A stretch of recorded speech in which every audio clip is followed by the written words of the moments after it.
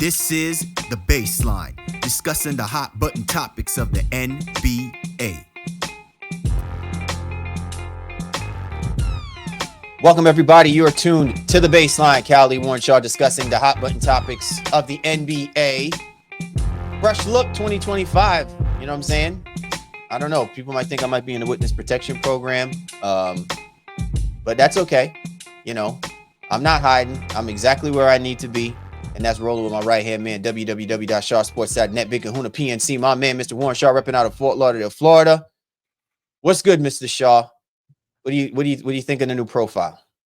I'm digging it, man. And we're both changing up a look a little bit too. I got my beard flowing as well too. So you know what? Like I can't get the lettuce on the top as people used to say or can say. So I'm gonna grow it from the sides and see what's good, man. But you looking sharp and dapper. I love your nostalgia going on as well. It's a little hash. I don't know about you know what I'm saying? The greenery ain't that, you know what I'm saying? Ain't that nice, but yeah, that might not be a term for us, ironically, but okay. I'm gonna keep that one pushing ultimately. But we back in the spot here, the Baseline NBA podcast. We're rocking and rolling, man. A lot of great NBA content, super matchups of some of the powerhouse teams we'll be discussing this week, man. I'm excited to get into this one, G. Yeah, absolutely, man. And listen, for our heads and listeners and stuff like that, I know we're on a field trip.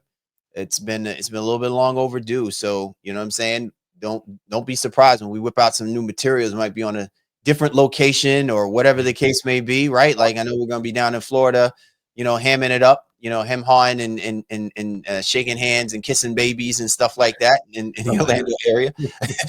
Lash moving up, you know what I'm saying, some connects and everything like that to help continue to build out the brand of the Baseline NBA podcast.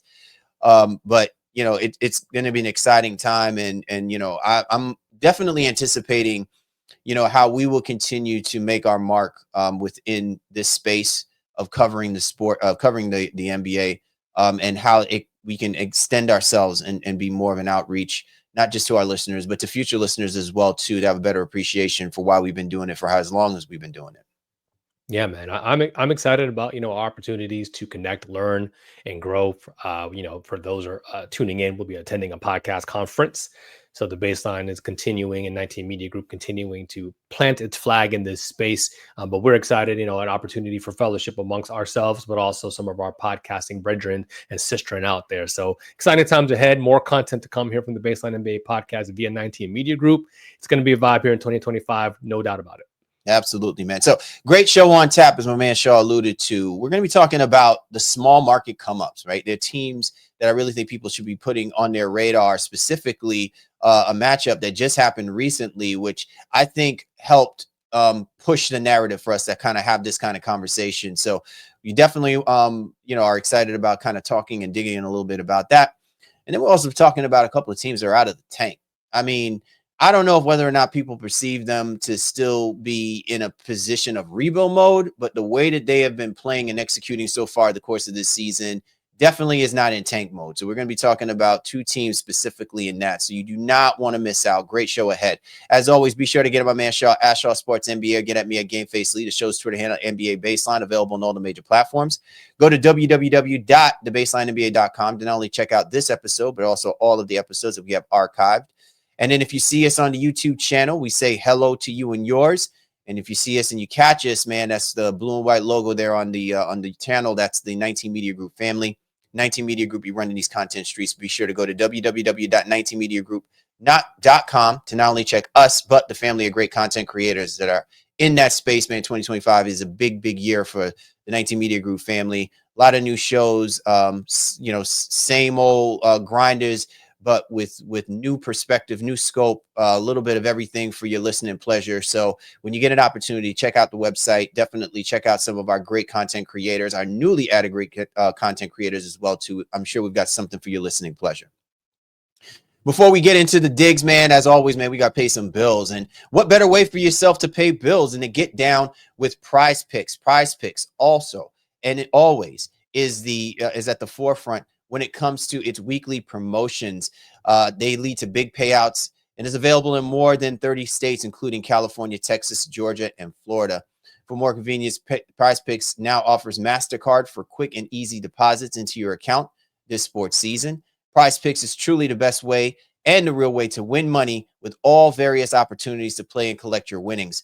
Sean and I are hoop heads with different strategies. I like defense, so maybe I'll take Vic Wemby, you know what I'm saying, the big Wem, to get more than 2 blocks. And my man Shaw, he might get down with Jason Tatum to score more than 25 points in a game.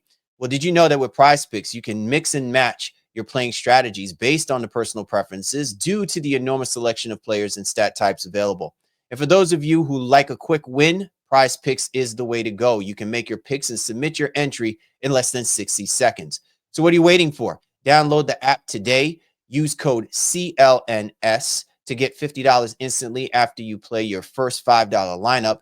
That's code C as in Charlie, L as in Larry, N as in Nancy, S as in Sam. Remember, with PrizePicks, it's as simple as picking more or picking less. Again, the promo code is CLNS to get $50 after you play your first $5 lineup. The baseline is rocking with PrizePicks, and you should too. PrizePicks, run your game. Coming up, Sean and I will talk about small market teams on the come up. It's a great conversation you do not want to miss out. We're back. Cal Lee, Warren Shaw, Baseline NBA Podcast. And want to talk about small market teams on the come up.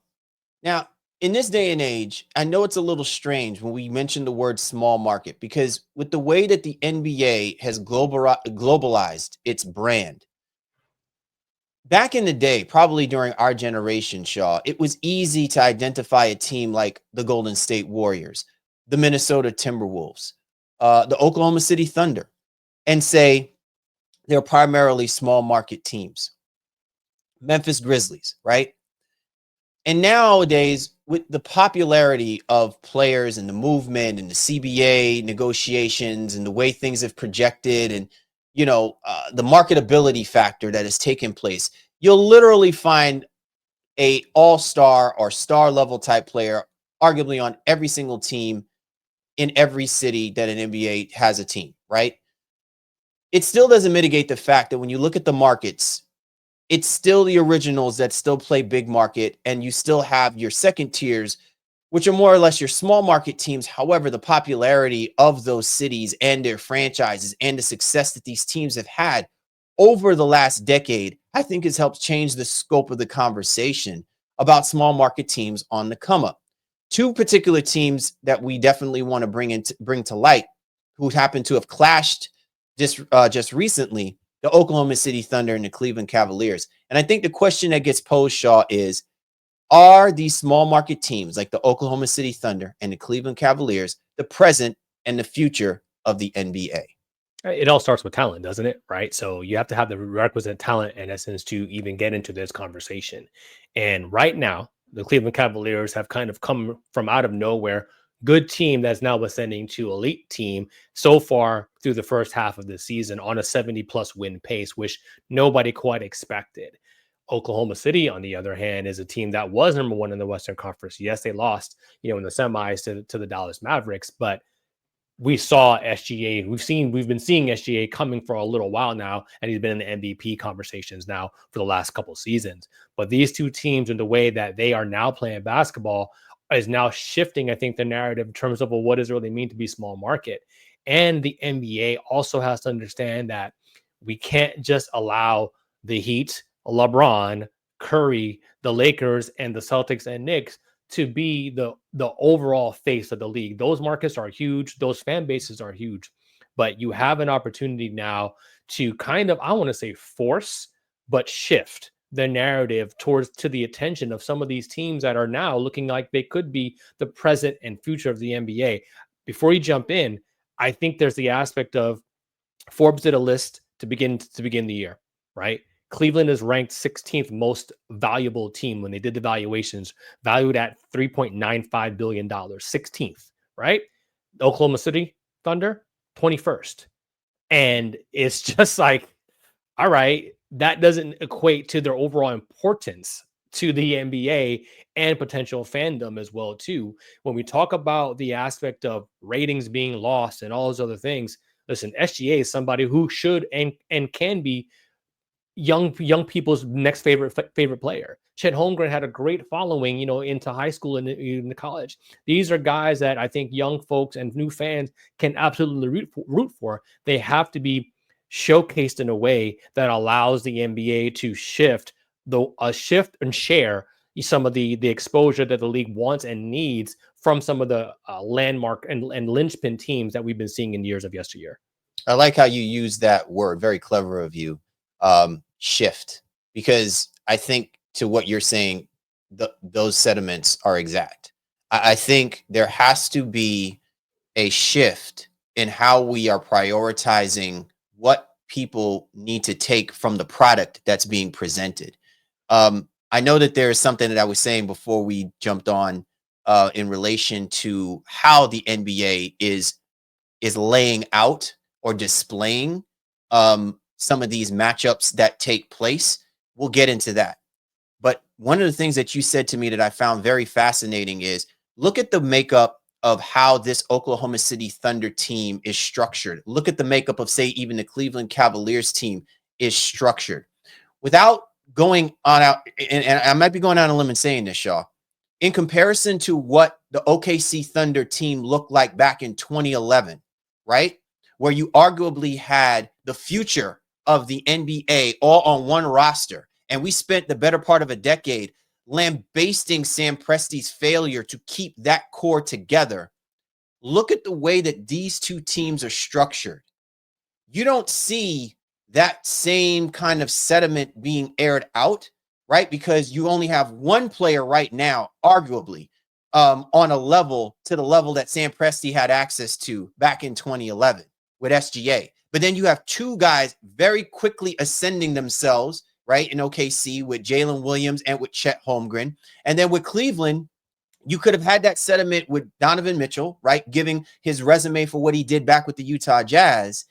And now you're starting to see the emergence of Evan Mobley, right, who we've been waiting for him to actually. And then there was kind of like a jostling going on. I think everyone wanted it to be Darius Garland, but I think everyone truly believes that the future of that success for the Cleveland Cavaliers might be in the way that we're seeing Jarrett Allen evolve, because he has been with the Cleveland Cavaliers with the good and the bad under the circumstances of how he wound up landing on this team. And you look at how these two teams are structured, Shaw, like, I don't understand how the NBA doesn't take it and run with it to show people how you can structure quality teams with quality talent, going out and having quality games night in and night out basis, and not give it the same due that we would for a lot of the larger market teams as well, too.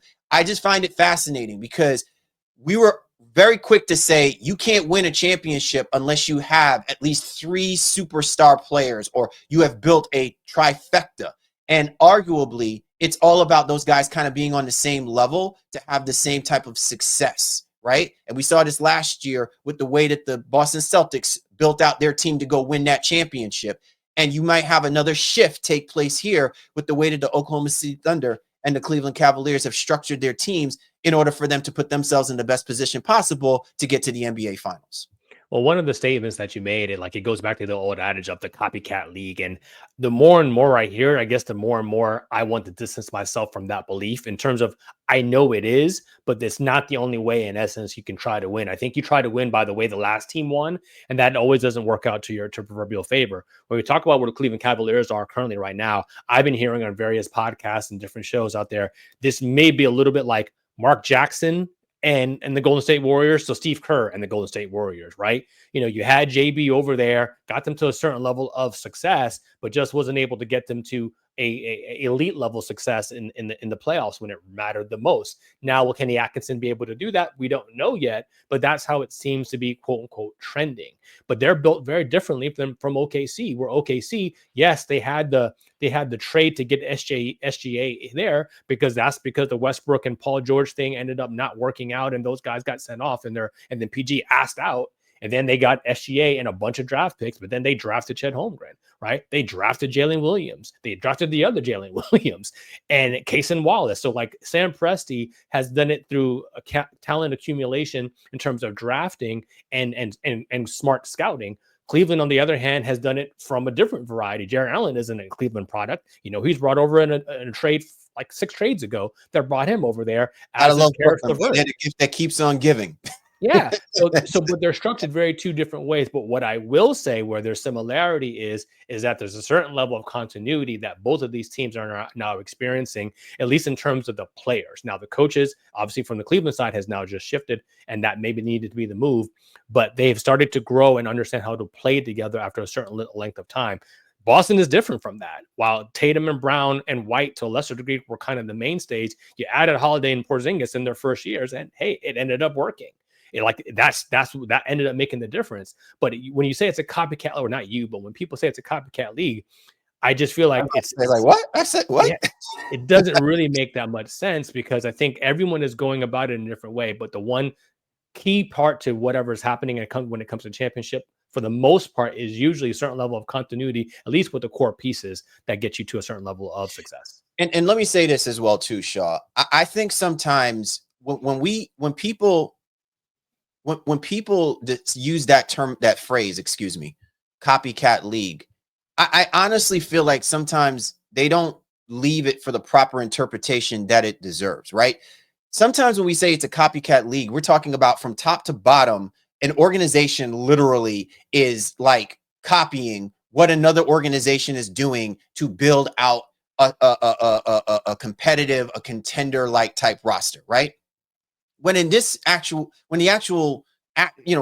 way that it could be looked at or viewed is, we need someone who has been a part of that element to speak to us on what it is that we may not be doing right. Like, what are we missing the mark on? It could be a head coach. It could be someone from scouting. It could be a VP of basketball operations. It could be someone who is a special advisor to an advisor to an advisor, right? Whoever it is that was a part of the inner workings. Organizations are going to pay lump sums of money to get the secret sauce. You know what I'm saying? And all that person may need to do, they may not even be involved with the nuances that are going on, but just them being in the building completely changes the scope, completely changes, you know what I'm saying, the idea of the culture that's being brought forth, or that is being, is being asked of, whether it's the players, to the coaches, to the executive, whatever. Even the owner might find himself buying into the idea that, oh, now I understand what that is. You know what I'm saying? And it's not always that it's the best kept secret or that it's kept so close to the vest. It's just a question of somebody actually spending the requisite time to work on the things that clearly have been amiss, that suddenly impacts these teams from not getting to whatever it is that they sign themselves up to be getting involved in, which is, competing to win a championship, right? Is competing to be an exciting basketball team that the fan base wants to spend, oodles and oodles and oodles of money for every single night. You know what I'm saying? The one thing that I appreciate about what we're seeing from teams like the Oklahoma City Thunder and the Cleveland Cavaliers, Shaw, is that you can clearly see the distinction in what they believe in as to how they feel like they will succeed, the best path forward to winning a championship. And they're not going to deviate from that. They know who their riders are. They're going to roll with those guys. They're going to continue to keep building them up. You can continue to keep encouraging them in a certain kind of way. And you've got guys like a SGA, and you've got guys like a Donovan Mitchell, who, because of the experiences that they've had already at an early age, as far as being NBA vets go, they are speaking to those younger guys at a much quicker pace, or in a sooner time frame, to get them up to speed, to show them the sense of urgency. You can't wait, you know what I'm saying, some 7-8 years like a Jason Tatum and Jaylen Brown did before they have to figure it out, because things are changing so rapidly in the current environment in the NBA. Guys like a Jalen Williams and guys like a Evan Mobley, they got to be ready. They got to be ready to turn it around in less than 2-3 years. You got to start seeing that upside, because as quickly as they may think that, we're so close. Oh, there goes the GM Altman. There goes the GM Presti making a move, changing it up again, switching it up again. And they don't have a choice sometimes, because of the way that this collective bargaining agreement has impacted how deals are being done and the way guys are going to see themselves, then projecting themselves out for the next 4 or 5 years. So it's just amazing to see how these guys have been able to manage this and still maneuver in a kind of way that makes us buy into, hey, these guys truly can be the future of the NBA, and we don't have to always revert back to the traditional OGs of the NBA to hold everything down while these guys are on the come up. Well, maybe in some ways the league understands that, and then as you mentioned, the collective bargaining agreement, it is going to be harder for good teams to stay together because of that same very reason, because of how much salaries are escalating. While the money is great, now you implement those first and second aprons and that limiting ability to make certain levels of moves. Then you have to do it kind of like OKC has in terms of drafting well and cultivating your own talent, because you won't be able to just bring people in. Otherwise, you might have two guys and now you're kind of stuck. I mean, Phoenix, for example, I guess is stuck with those three guys, and one of those guys has a no trade clause. Like, you can't be in those types of situations where we're completely handcuffed. But I'd like to see the league shifting, not only because I don't know if anything's going to change with the second apron anytime soon, but our earlier point is like, listen, let's highlight these teams that are doing it the right way and then are good right now, outside of what you see on a regular basis. And, before we were recording, I looked up some stuff,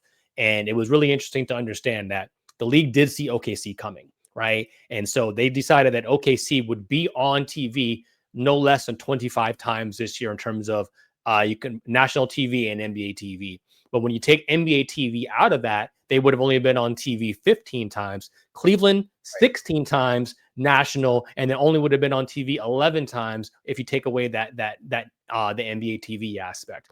So for me, the league understood OKC is a team that they need to invest in right now. They didn't know Cleveland was going to be this good. I can't really blame them for that. I don't think anybody knew Cleveland was going to be this good, that Kenny Atkinson would be that important in general. But the aspect of now flexing, like they did for last week on ESPN when OKC and Cleveland played specifically, they flexed to that game for it to be nationally televised.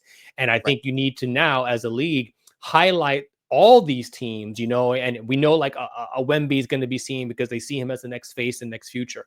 But anytime like you have a team that's kind of in the middle of the pack, think like the Indiana Pacers from last year as well too. After the NBA Cup, it was like, all right, well, maybe we should shift some resources and get some attention on that to Tyrese Halliburton and company. That's how the league needs to continue to cultivate new fans and new fan bases that don't just come around when the playoffs here. And I don't want to sit here and pretend like I don't understand that this is a star-driven league and that most NBA fans are air quote casual fans. And there's nothing wrong with a casual fan, but the casual fan needs to be exposed to more names outside of LeBron, Steph Curry, and Kevin Durant, because those guys are aging out. So how do you get the next wave of fandom to continue to promote and be in love with the game? And I think it is with some of these small to mid-market teams that have great stars with great stories who are good role models for young kids and alike. Yeah, I'm glad you kind of brought that point up. I don't want to belabor where my thought process was, because again, I really have I will always kind of have a bone to pick with the NBA and how they schedule out, the season in some way. I'm not asking for perfection, but I'm asking a little bit of common sense. Maybe because I'm just an old head and I just appreciate more that when you see a good matchup, right? And let's not sugarcoat it. Even if the Cleveland Cavaliers are a struggling team in the eyes of, OKC has elevated themselves maybe a little bit further. Is that really the case?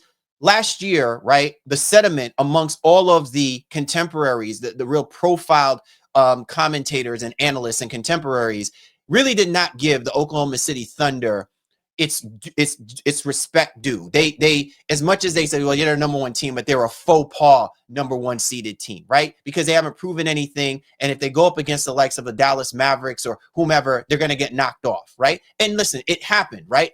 It's exactly the way that it should be with the young team dealing with, veteran teams that are on a hot streak or coming in, playing their best basketball. You want those moments to be like, okay, this is where David may slay the Goliath. Forget the 1-8 seed, whatever the case may be. But I think a lot of that, again, Shaw, comes down to this is foretelling for what we want to see moving forward, right? Like if you really buy into this, then you should be setting up the Oklahoma City Thunder against these particular teams in a certain kind of way and be profiling them in a certain kind of way so that we're not stuck on just yesterday's news. And we're not stuck on this idea that because they're small market, they'll never live up to that kind of billing. The Oklahoma City Thunder, Shaw, has always proven over these last 10 years or so that they can equally be as relevant. What holds them back at times is knowing that they have a very small window, because the perception is that if you have a superstar, he's not going to stay there long enough because he wants to be in a bigger market. It's not even that. It's that they have a history of not really wanting to pay and spend. So Presti continues to work magic despite a governorship that doesn't really want to pay, those luxury taxes and now what would be first and second apron cost. So I mean, that's where you have to give Presti even more credit, even in that regard. He's rebuilt this team over and over again, in essence, to be competitive and in a space that should garner more national attention, but maybe they let the league off the hook. It's just like, well, if the governors are not going to want to ultimately keep this team together, it's like, well, how much do we want to invest in them? I think that could be, I don't believe it's an argument, but it might be one of the reasons per se that the league has not gone full bore, I think, in some of what OKC has done, up to this date. Up to that. And again, I think in some ways the NBA probably has more empowerment maybe they give themselves credit for. Maybe it's always because it's about appeasing and keeping the powers that be happy. But there just does come a point, Shaw, where we can be realistic and say a guy like SGA can make OKC a viable destination, a viable place where it's really never about the money. You know what I'm saying? Like SGA can basically, he can basically be a messiah out there if he wants. Think of the Tulsa King, okay? He can poo-poo it in the beginning because it's Oklahoma City, right? Because that's the perception. Like Oklahoma City really is about basketball, but then he turns it into an empire, right? To the point where it's like, we can't ignore this.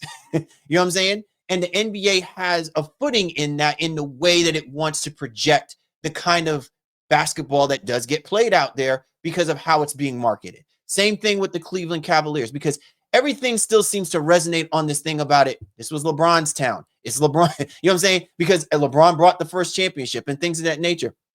But the people in Cleveland are just happy to see that these guys are out there balling out, giving an effort, showing that they can actually be a successful basketball team. And now they got a head coach who kind of keeps their head on a swivel. Don't worry about the yesteryears. Worry about the now. Now, again, we're having that conversation about, Cleveland rocks, right? But we're not just talking about the Cleveland Browns. We're not talking about the Cleveland Indians. We're talking about the Cleveland Cavaliers. And we're not even talking about it with LeBron James in mind, regardless of how he defies Father Time or whatever. Sure. I'm just saying that new brand of what we're seeing, that to me should elevate, like that should be a click switch for the NBA. Like, yo, let's get on this, because this is only going to help us. It's not going to hinder us.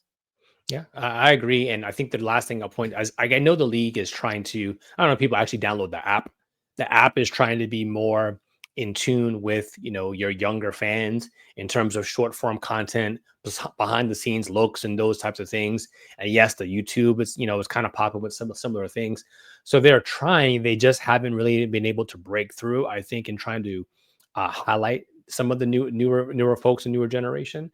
And, consistently shifting and changing the way All-Star goes and those things. Like, I don't know if that's really if it's going to really resonate. We'll see what happens this year with another yet All-Star change, if, people kind of catch on to that.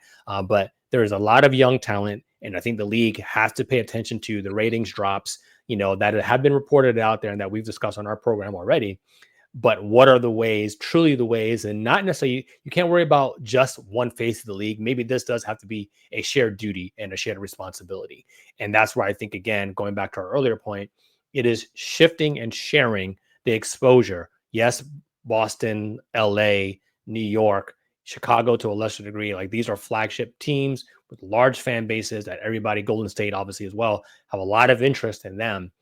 Make sure we're highlighting, the next guys up and coming teams, that guys who were on second and third team All NBA last year that will be pushing for first team. And we know Wemby's already here as well too, which we'll talk about here in a little bit in our next segment. So hopefully league will pay attention to this and understand that they have a duty to itself, not even to fans, but to itself for sustainability, to highlight all the great teams, especially when a Cleveland and an OKC pop up in the way that they have this season. Real quick, I just want to ask you, are you feeling the idea that these two teams are going to see each other like basically twice in less than a week and a half, in 2 weeks? Yeah, I mean, in hindsight, it's 2020. So you didn't know Cleveland was going to be this good. So I think there's times where you'd look and you'd figure like an East Coast and a West Coast team that are only going to play twice for the entirety of the season, unless they happen to meet in the NBA Cup. You might want to space those things out more. So, but now it's one of those things where some people like, yeah, the league might be thinking like, this is great. We're going to get to build off that momentum because it's in the middle of January. NFL season playoffs are kicking off right now. So does anybody really care about what we have going on? Now we have our two best teams just happen to be matching up against each other within a week's time. There's that aspect. But then there's also the aspect where if you waited, well, and for OKC, Holmgren's not even injured. I mean, he's not even back yet. He's still coming from injury. So you wait, you have it earlier. Is everybody there and healthy? Like I said, there's just so many variables to that with the schedule. Like the schedule makers always are going to have a hard time with it. But in general, I wish this was spaced out a little bit more. And I really don't like, you were talking off air, I do not like the baseball series. The true home and homes. It's like, all right, like Boston and Indiana played 2 games back to back within 2 days. I was like, what is this? Like, it's weird. And I know it's a travel thing and all of that. And man, forget that crap. I don't want to hear that crap. I don't want to hear all that nonsense. You know what I'm saying? Like, nobody wants. There's a reason why baseball is baseball, football is football, and basketball is basketball. And you create schedules and you create the demand, you do it in your own way. I understand we pull apart from what the other genres of other sports do that makes them successful. I have no problem with that. But this was never, no, I don't ever remember. Even Shaw, we've been watching this for how long now? I don't ever remember. I never remember the home and homes. Only first thing when I see it, they had the home and home in terms of like, hey, I played in your court, and now you play on my court. But now it's like 2 basically games on the same. Yeah, that's what I'm saying. When we ever said that was something cool? I never did that early in the year. I was like, what? Why? But that's a whole nother topic from what we're talking about here in general. So they can miss me with that crap. You're tuned to the Baseline. Callie Warren Shaw discussing the hot button topics of the NBA. Coming up, we're going to talk about a couple teams that are out the tank. You know what I'm saying? Forget rebuild. They re-up, and they coming. And I think teams need to take notice, man, because ain't nobody talking about no 3-4 year turnaround. These guys are trying to be about it like right now. But first, are you craving nonstop hoops action? NBA League Pass is your ticket to the ultimate basketball experience. Enjoy live games, on-demand replays, and exclusive behind-the-scenes content across a variety of devices. With NBA League Pass, you'll get more. More games, we're talking regular season and select playoff matchups. More features, including multi-view angles, in-depth stats, and behind-the-scenes stories. More access. Catch your favorite teams and players anytime, anywhere. Stay up with the NBA like the Baseline does. League Pass is for fans who live the game. Sign up now and type at link.nba.com/LP19MG. That's link.nba.com/LP19MG. More Baseline, Callie Warren Shaw. Don't go anywhere. You're rocking with the Baseline, Callie Warren Shaw, discussing the hot button topics of the NBA. Next on tap, got a couple of teams that we want to kind of, you know what I'm saying? We've been watching them. We've been following them. We've had our we've autopsied them quite a few times over the last couple of years. It's been a struggle. We've never felt like it should be this long, but maybe the it's worth the wait, because what we're seeing from these two teams specifically is giving us all of the good feels that it won't be long before we start reinserting them back into the conversation of not just challenging up their divisions respectively, but also putting the whole conferences that they are under on notice. So we're talking about the San Antonio Spurs and the Detroit Pistons, okay? And I at least can feel comfortable about saying this about the Detroit Pistons, man. Thank you. I mean, because I don't know how much longer I can continue to hold on trying to give these guys hope and say they'll figure this thing out or whatever the case may be. So I'm glad at least showing me something, okay? The San Antonio Spurs is a different matter, however, because when you've got a phenom like Victor Wembanyama, it's not a question of if, but when, right? And clearly with the way that these teams have been playing so far this season, it's not a question of if they've turned it around, but how dangerous a team they can be because of their turnaround. Yeah, both these teams are doing better than maybe some people expected. I feel like San Antonio's glow up is maybe a little less surprising because of the Wemby factor, the gravitas that comes along with having somebody that could truly be generational, in that, and now living up to it. I think we're seeing a healthy Cade Cunningham in Detroit, and we have got to give props to JB Bickerstaff yet again. Maybe this is the role he is just meant to play, and this is going to sound very limited. It's a shame he won't get, Coach of the Year honors? No, because the guy who replaced him in Cleveland is, just balling him out. So it's tough, but it's interesting because like Right. he seems to be the right person for these types of projects. Teams that, all right, we need to build some structure, figure out kind of like who we are, craft an identity, and how far can we get? And does a requisite talent and does a rubber meet the road when it comes to that talent evaluation, and then that talent actually going out and executing the way that JB may ultimately want. But for what this Detroit Pistons team needed, and they got some adults in the room, and I wouldn't say Tobias Harris is lighting the world on fire or anything like that, or Malik Beasley, but they're doing enough to provide veteran leadership and stability within that locker room, along with Tim Hardaway Jr. as well. Jaden Ivey seems to have kind of come into his own before the injury. Hopefully he'll be back. A gruesome injury, and we wish him well. But the ascension of Asir Thompson as well has made this team extremely viable across. They are in the middle of the pack everywhere, just as you would expect, offensively and defensively, which puts them just right above 500. But this is a team that had been way below, and we're literally one season removed from the worst losing streak in sports history, last year, to a turnaround now where they're above 500 team that is actually sitting 8th in the Eastern Conference, fighting for a playoff spot.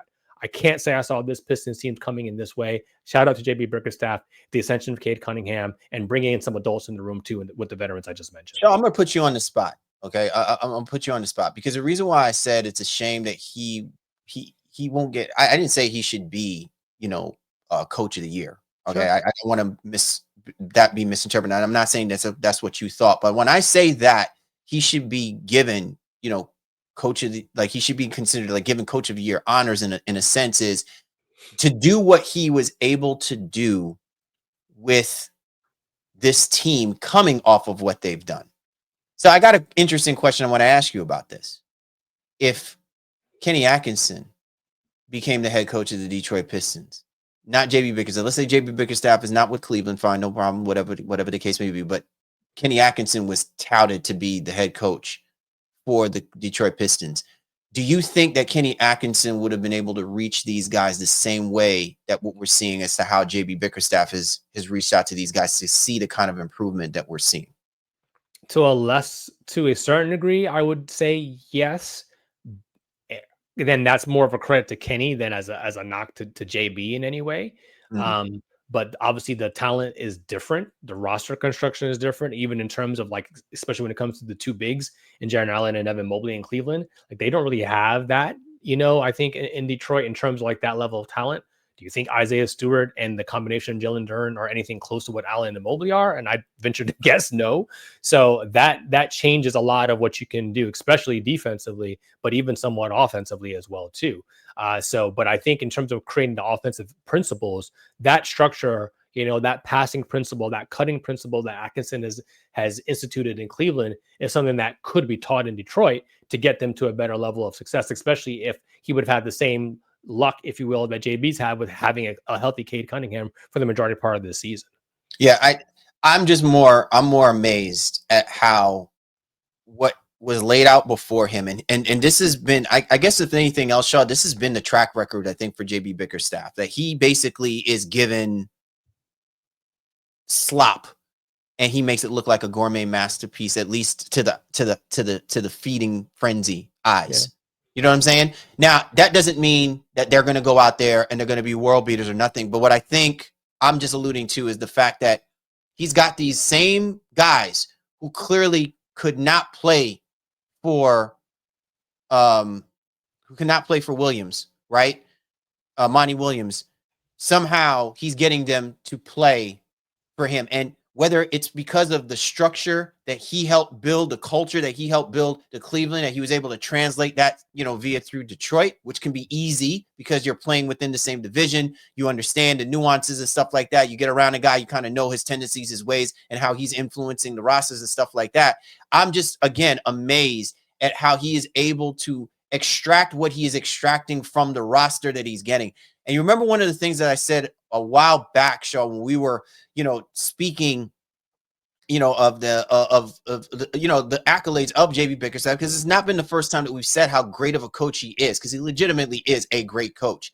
What I've often respected is he has found ways to develop up role-playing guys who may be on the cusp of possibly being a starter or really being a quality role player guys. He's resurrected Karis LeVert's career. He's made Jared Allen literally like an all-star who now he's so much feeling himself that he actually is an all-star, right? Like let's not sugarcoat it, right? He's positioned these guys to come out there and do it. And you're almost seeing the same thing now with how he is orchestrating and working with the roster he's getting. Look at Jalen Duren, right? Like you were like had high hopes on this kid. And you said everything is kind of fringing on seeing, you know, next year improvements from guys who seem to have their moments and then they just drop off the table. And then suddenly you're not even seeing minutes for these guys. And all of a sudden now there's an opening. Yes, there's some injuries that have taken place, but clearly when these guys have stepped in, they are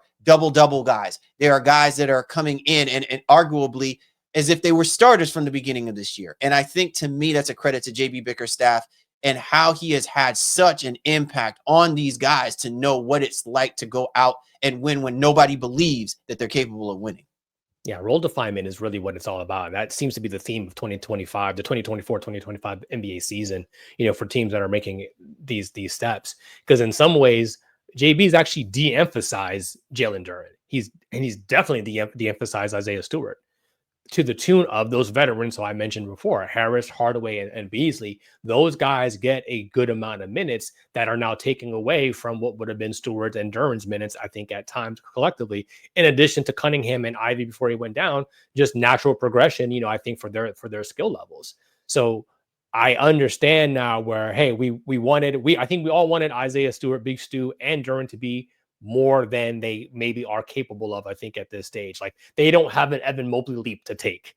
And I think we were maybe trying to put something in that vein or on both of them to a certain level of extent. It actually has taken to date the veteran presence to kind of stabilize, making right basketball decisions on the floor. You know what I mean? And just like there's something to say, like, listen, this is the right play. I can see 2 plays ahead, the pass to the pass, as opposed to, no, I'm going to try to born here and try to get my shot off, or I'm going to just power up this rebound instead of maybe kicking it back out. So somebody might have an open look. There's just those little idiosyncrasies that veteran guys have just by years of experience, I think is what we're seeing with Detroit right now. And JB's been smart enough in a sense to play those guys a certain level of minutes and not overwork them while still getting Stewart and Duren and some of those guys, even Fontecchio, you know, getting them some touches here and there. Fontecchio's not a young guy, but, you know, young in the league. I think I just like how he's kind of he's rolled the fine for Detroit to get them to a place now where they are very competent in the Eastern Conference. Absolutely. Let's switch our attention now to the San Antonio Spurs, because I think as much as we talked about how the Detroit Pistons were as far as that team being built out, how they're structured, you can somebody must have been listening to you, Shaw, about, oh, you need to get some people around this boy Wemby. You can't wait around. And clearly they've taken a route of injecting some high-end veteran players. And actually, I want to ask you this question, Shaw. Do you think that part of that is because they thought Wemby's acumen, his basketball IQ, is so much so that he can fit with the likes of a Harrison Barnes and Chris Paul, that they felt confident? Because even I, to some degree, I was just like, man, I don't know who is making who look good right now. Is it Wemby making Chris Paul look like the clock has been turned back for him? Is it because of Wemby that Harrison Barnes looks like a serviceable, forward? I mean, the guy is not even 35, 36 years old, right, with Harrison Barnes, but yet we feel like he's played almost as long as LeBron James has. You know what I'm saying? But what's amazing to me is you're seeing arguably career years now from Chris Paul, Harrison Barnes, because of a Victor Wembanyama. They're winning basketball games. But in the end, you still have to ask that question, like, is Wemby really benefiting from what they're doing for him as much as they are benefiting for what he's doing for them? Yeah, I mean, you got to define career years, I think, for both Paul and Barnes. It's not. Well, I just say career meaning in over recent, right? Yeah, in the second latter part of their careers, right? Exactly. Paul averaging almost 8 dimes a game, almost 10 points. It was really good for what kind of point guard play they were getting last year. And so it's a combination, and this is definitely a situation where both things can guys go that were not point guards. Let's just yeah. I mean, it's Sohan. just, I mean, we know what the situation is, right? But I think with Wemby and Paul, there's a certain level of understanding, there's a certain level of competitive that permeates with the both of them, and then there's also just a certain level of maturity that comes along with Harrison Barnes. It's just like, all right, whatever, last second on the shot clock, all right, cool, no problem. I know how to handle these things. And he doesn't get flustered in a way that maybe a Keldon Johnson or somebody else would if you're giving them those plus minutes. So I love what the Spurs have been able to do, even with, Popovich being gone for a good majority of the year. Unfortunately, with the stroke that he had, guy comes in to fill in, and they are still playing in a way that is getting them to that next level. I think they are very, very inclined to continue to just see what happens. Where on the other hand, I think Detroit might end up being buyers as the trade deadline approaches, because they're probably more starving to kind of get into this space because they've been in oblivion for a longer period of time. Where San Antonio might be still trying to slow roll this. I don't know how much they're going to be buyers if they don't like the market that's out there. But I think in general, with Wemby, with Chris Paul, with Harrison Barnes, Devin Vassell, and obviously Keldon Johnson and others, this Spurs team is well on the way to being competitive. But it's interesting because, they're one game below 500. That has them 12th in the Western Conference, where right now as we record, the Pistons are one game above 500, and that has them 8th in the Eastern Conference. So the difference in terms of conference competitiveness is clearly at play here. But I like Detroit's overall roster better than San Antonio's. But, while I love Cade Cunningham, I don't think he's generational in the way that Wemby is. So I'd rather be San Antonio longer term, but being the Pistons right now isn't a bad place to be either.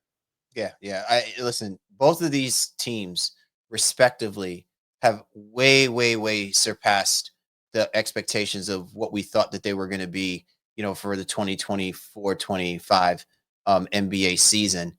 At the same time, I feel where you're coming from, because part of me is like, man, should these guys really be on the radar about trying to make moves? Let me put it like this. I am more inclined to think that the San Antonio Spurs need to make moves. Like, as much as I can appreciate what the team is doing, I still feel like they've got a lot of players who really are just replicating what they're doing. And I think if you want there to be growth, if you want there to be true buy-in for Wemby, he can't have, minions around him. He needs guys that are really ready to step up. And the only way you're going to be able to do that is if you're Mitch Johnson or you're Popovich, you gotta move off some of these dudes. And I agree. I think we had that conversation a while back with Nurkic and Jokic. Something had to give. And the moment they got rid of more than that for me, though, I think it's when you have somebody of this ilk in Wemby and you see the hunger is there, you already know there's going to be an evaluation process of understanding what playoff intensity is in the NBA. Like, that the likelihood of them getting into the playoffs the first time with whatever roster and running the table is slim to none, really and truly. And I think the realistic approach is like, well, he needs to get a taste of it and understand that, like, you never not want to taste that again. And I think you need to kind of get over I'd want to get over my lumps sooner than later. So I would put accelerant on this thing if you can find something that gets you to that next level. Because if you feel like, all right, well, whatever, we can get in the play and maybe that's good enough, I would disagree. I think I'm with you in terms of how the roster is currently set up. There's probably not quite enough there, especially with how deep the West is. But if they can find somebody, why not get Wemby into this joint now?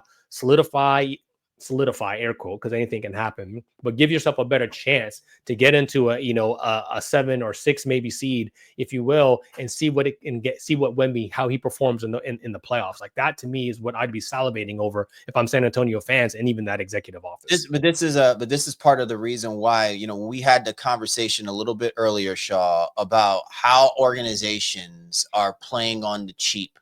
Sometimes it's because of the economics of their location in their region. And thankfully, the NBA has salvaged that and given them, essentially carte blanche to say, hey, this is a blank canvas. Like, you can paint the picture of what people want to see.